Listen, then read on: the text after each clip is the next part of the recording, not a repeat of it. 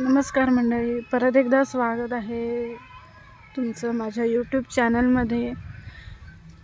आणि मी खूप सारे पॉझिटिव्ह गोष्टींबद्दल ब्लॉग घेऊन येत असते. सो आपण आज एक मंत्र म्हणणार आहोत की इग्नोराय नमः. म्हणजे काय तर इग्नोर करायच्या गोष्टी.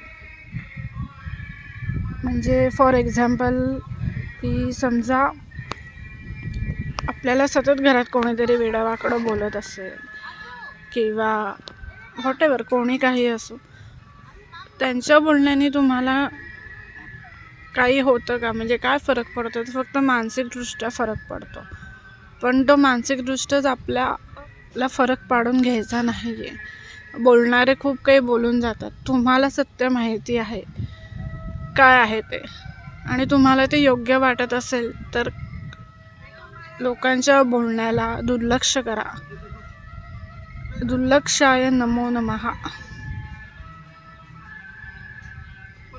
कारण हेच सुखी जीवनाचं सूत्र आहे. तुम्ही मनात गोष्टी साठवून ठेवल्या तर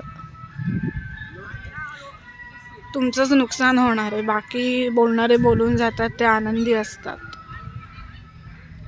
त्यामुळे जेवढं तुम्हाला इग्नोर करता येईल गोष्टींकडे ज्याने तुम्हाला त्रास होतो,